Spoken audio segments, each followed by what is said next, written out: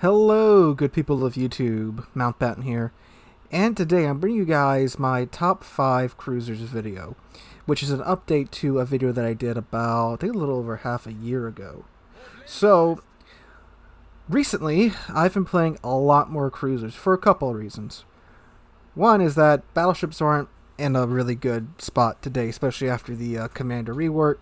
A lot of my favorite battleships took a big hit with the secondary skill change-ups, but of course that may be changing soon. We'll see about that. That's still up in the air. And of course, with ranked and CBs being ongoing, I've been playing a lot more cruisers in those modes rather than battleships, and plus, again, they're just a lot more fun to play than battleships right now. Now, like I said at the start of this video, I did make a top 5 video on this about, again, half a year ago. But most of those cruisers were still like super cruisers or ships that you had to grind a lot of steel or research bureau points to get. Today, these are all actual cruisers, and part of the qualification to be on this list is that it has to be readily available, meaning you didn't have to go grind your life away to get it. It's either a premium ship or a tech line ship, and I tried to stick to mostly tech line ships.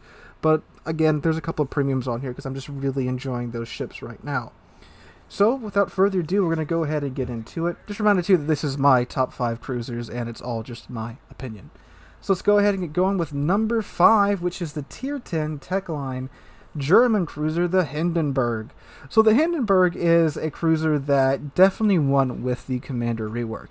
Now, I didn't have the cracked out lighthouse build on the Hindenburg when I was recording this video because I didn't feel like paying to respect Lucians, which, I mean, again, if you have Lucians, he's just great on anything German. But with a full lighthouse build, the DPM on Hindenburg is insane. But again, for the purpose of this video, I just didn't feel like paying to reset them for just, some B-roll in the background. But anyway, with Hindenburg, you get 12 230mm guns with an 8.6 second reload time with the current build that I have on Lucians right now. However, you can get that down to around 6 seconds with a lighthouse build with the proper captain skills applied. And with Lucians, with his main battery armament talent, you can get that down even lower potentially. Now, since she is a German ship, she gets the German HE pins. So she can pin 51mm without IFHE, so no need for IFHE there, which means you get to keep your fire chance intact while still pinning just about everything that you can see at Tier 10. So you get a very quick reload time on 12 guns that can pin 51mm of armor and have a decent fire chance on there too. On top of that, you get torps, hydro, spotter, good armor because it's German, which means that against other cruisers they really won't blap you where most other cruisers would get blapped, unless you're facing something like a Stalingrad or a Petropavlovsk from close range or anything with that type of hyper AP like the French battleships, Soviet battleships, some of the larger Soviet cruisers, things like that. You will tank it a lot better than most other cruisers. And she gets a heal on top of that too. So she's all around just a good, tough little cruiser that's an older cruiser by now, and she still is fantastically excellent in the game, especially, again, after the Commander rework. You can do a lighthouse build on this ship, and she's still maneuverable enough with that lighthouse build to where you could just run around like a cracked out squirrel, burn the world down, and just be crazy with it and have some fantastically high damage games. She was also my first Tier 10 cruiser way back in the day, and I've come a very long way since I first took out the Hindenburg. And again, if you got Lucians just makes anything German just that much better. Alright, going down to number 4, we have the Tier 8 Premium German cruiser, the Mainz.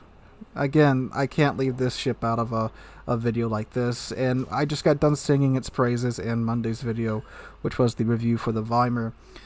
So the Mainz has 4x3 150mm guns, so you get 12 150mm German guns, again with that German HE pin, which means that at Tier 8 you can pin 38mm of armor with a 6 second reload time. Which means, again, at Tier 8 you're pinning just about everything you can see, you've got your fire chance intact, and you've got a 6 second reload time. So again, you can burn the world down and pretty much play this just like a Hindenburg 2. It's kind of like a little Hindenburg at Tier 8, except it's not as tough as the Hindenburg. And again, just like the Hindenburg 2, she has torps, hydro, and a spotter if you want to take that. She does also have a 960mm velocity on her HE shells, well, and her AP shells as well, which makes it incredibly easy to aim and fire at destroyers or other quick moving targets like French cruisers, French DDs, some of the Soviet DDs if you get up to tier 10. And that's another thing too about the Mainz. She's one of the best tier 8 cruisers to get up tiered in. Because again, you still have a 38mm pin at tier 10, which while you won't be able to pin some of the more heavily armored ships, is still definitely more than enough to keep up at tier 10. And again, you don't have to take IFHE to get over that 32mm threshold, so your fire chance is intact and not half where it would be if you took IFHE. So you're still got your good pins, your fire chance at tier 10. And again, when you get up tiered like that, you get a bit of a boost to your XP income because you're fighting against ships that are 2 tiers higher than you.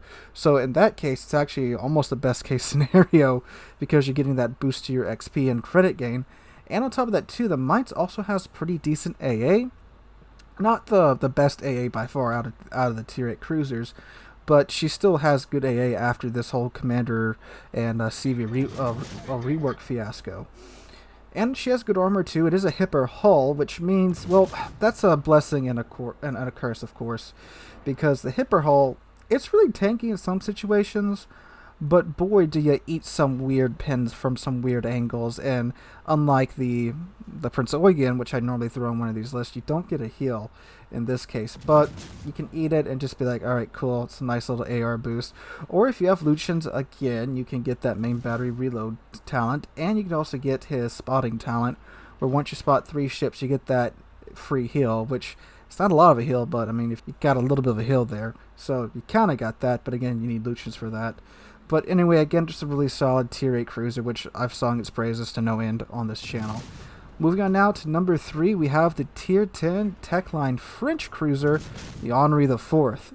So this was my, I think, 3rd tier 10 cruiser, and I unlocked her and didn't really play her a lot until recently, which, man, this is a really, really, really fun ship, especially if you like throttle juking. So the Henri has 3x3 240mm guns, which at a time were the largest guns on our cruiser in the game, but that title now goes to Siegfried.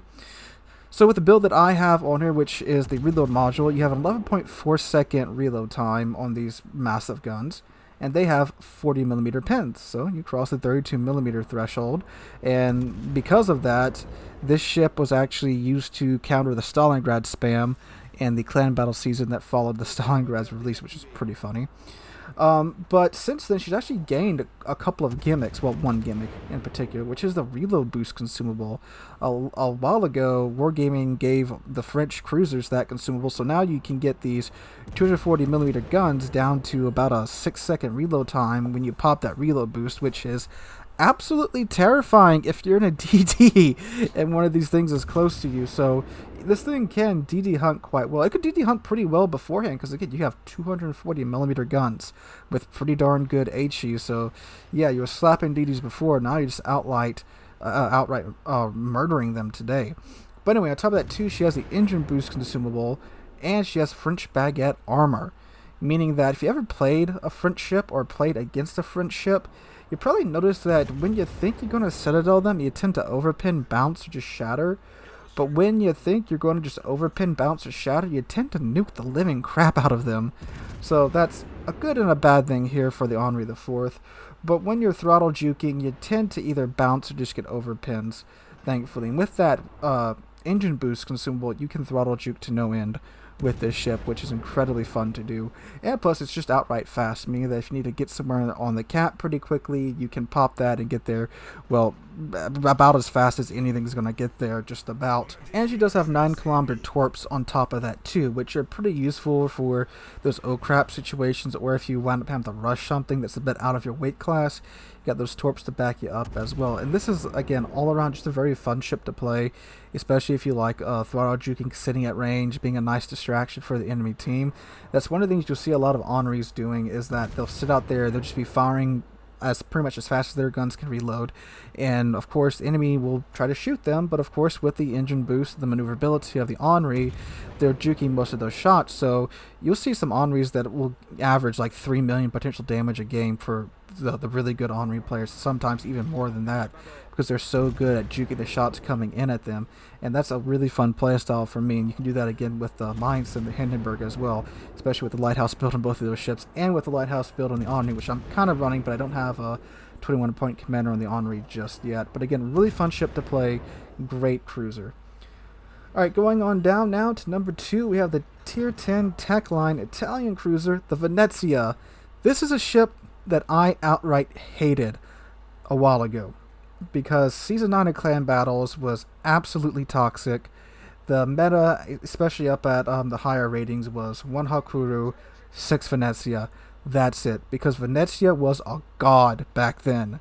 She's been nerfed a little bit since then, but she's still a very, very, very, very potent cruiser. So what made her godlike back then, but still makes her pretty darn good today, actually very darn good today?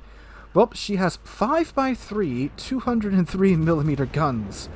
That's quite a lot of guns, even at tier 10. And they have a 21-second reload time, because again, you got freaking 15 guns.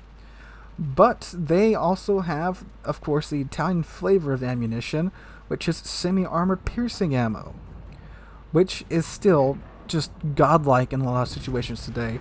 You should be seeing a clip from the start of the match that I recorded for this video, where I'm chunking a GK for like 14k, 15k, 11k salvos back to back to back. Yeah, now imagine doing that, but like with 20k salvos back when Season 9 was out and about for clan battles against, well, almost everything, because the sap was that crazy back in the day. Yeah, this ship's pretty darn nutty. So, sap, of course, it is armor. Sap is an ammo type that will not overpin. It's like HE. Basically, it's HE pins with AP damage. That's the easy way to explain it. It won't overpin the target in 99.9999% of the cases, but it'll penetrate the light armor, explode on the inside, cause damage, but of course you cannot cause fire. But of course you cannot cause fire with sap, so that's the trade-off for it, and it is absolutely just god tier in many situations, especially against DDs. Venezia's, especially before they toned down the damage on it, they could just one-clap DDs left, right, and center. That's why it was so good in Season 9 and Clan Battles, and why they had to tone it down. And you get it on 950 meter a second velocity on those sap shells too. So, yeah. Not that hard to aim these shells either. And on top of that too, the AP isn't bad. It's just that the sap alpha damage is so darn good that unless you can guarantee you're going to get 15 citadels, you might as well keep the sap loaded. On top of that, she has 13-kilometer torps. Now, they are very slow torps, but they're very good at just throwing at a channel or a route that you think some ships are going to try and push you from. She's very, very maneuverable. A very maneuverable ship here, too. And she gets an exhaust smoke generator, meaning that she can pop exhaust smoke, cruise at her top speed, which is quite fast, and just chill in that smoke, even if she's cruising around at her, I think she goes like 37, 38 knots with the speed flag. So yeah, that's quite the advantage too. And if you take the spotter on her with the range mod, which is what I have on here right now, this is my Clan Battles build on Venezia, so I've got some things on here that I normally wouldn't run in random battles, but with the spotter plane, with the range mod, you can get her out to 23 kilometers, which means, again, in clan battles, you can be chunking ships at 23 kilometers for 15, 16, 14k at the start of the match. If you get very lucky, you can even clap a DD. That's happened like one time, but man, was it glorious when it happened. But anyway, again, still after the couple of nerfs, they nerfed her reload time and her sap alpha, this is still, again, a very, very, very strong cruiser. Especially if you hate light cruisers and destroyers, or really if you hate anything, the Venezia is still very good against it. Now, of course, if you angle into it and anything with some decent armor, it cuts the effectiveness of that sap down a lot, because it's like HE. Once it's angled, doesn't have the piercing power of the AP, so you're going to start to bounce and shatter. So there you go. You can't do much against it anymore. But again, in things like light cruisers and DDs, just say your prayers and hope they miss. Alright, coming in at number 1, we have the Tier 8 Premium Japanese cruiser, the Atago. My recent love interest in this game. So, the Atago has 10 203mm guns with a 16-second reload time, and a range just under 16 kilometers. Like I said in the video, I think 2 weeks ago, after I finally played Atago after having her in my port for like 2 years, I have been missing out so much on this ship. This is without a doubt my favorite cruiser right now, and one of the best cruisers in the game, bar none. I mean, this ship is literally one of the oldest premiums in the game, and it's held up so fantastically well after all the mechanics changes, the reworks, this, that, and the other. It just goes to show you what happens when you design a good, solid ship in this game. So, what makes this ship so great? So with all that we said already, her 10 guns, her 16-second reload time, she gets Japanese HE Alpha and an 18% fire chance to boot on top of that. 34mm pin, so again, you don't need to take on FHE. 10-kilometer torps. She is one of the most maneuverable cruisers in this game with a 3-second rudder shift time if you build into it, but I don't have that on here right now. She does like a 6-second rudder shift time, which is, I mean, this thing is crazy maneuverable right now. I can imagine a 3-second rudder shift time on this thing. That'd be nutty. But I go with the 9.3 kilometer conceal build because that is very, very useful right now, because I like being able to just leave a situation when I don't feel like engaging anybody anymore, and that ability is, again, just one of the best ones you can have in this game. And her guns are insanely accurate. They are just as accurate as the Zhao's guns up at tier 10. So you got all that going for you, that great alpha, that great fire chance, that great gun accuracy, that great concealment. And then you can also have hydroacoustic search and fighter plane on top of that too with the Atago. It makes the ship good at fighting everything. You will murder DDs if they get within your range. Like, they just die. It's great. You'll be setting fires on battleships. You'll be murdering other cruisers too. Her AP is pretty good too, but it is of course a Japanese AP, which means, well, the Japanese cruiser AP, the Japanese battleship AP is actually very good, but the Japanese cruiser AP doesn't have the best penetration angles, but if something serves you flat broadside and you get your guns off on it, it's going to fill it pretty darn bad. But again, all around a fantastic cruiser that I wish I'd played a lot sooner. But it made my Warships experience a lot more enjoyable 2 years ago if I'd played this ship when I actually got her. I got the ship for free too. I got her in some random event where I got I think it was the Christmas event. It was like the one free Christmas container they give you every year, and I got into Atago. I was like, oh, that looks like a nice cruiser, and I just pushed it to the side and never played it until a couple weeks ago, which is one of my biggest mistakes in this game.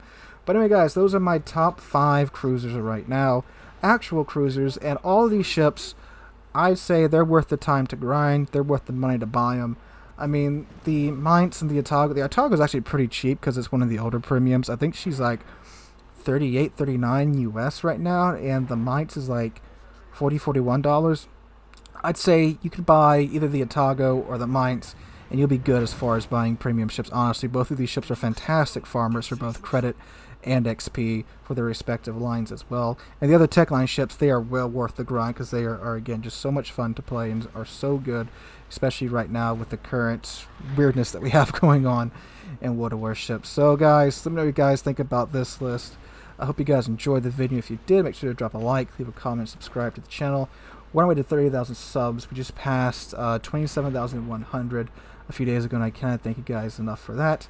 Hope you're having a wonderful, whatever day this comes out, because I'm on vacation when this video comes out. So hope you guys are enjoying whatever day this is. Hope to catch you guys in the next one.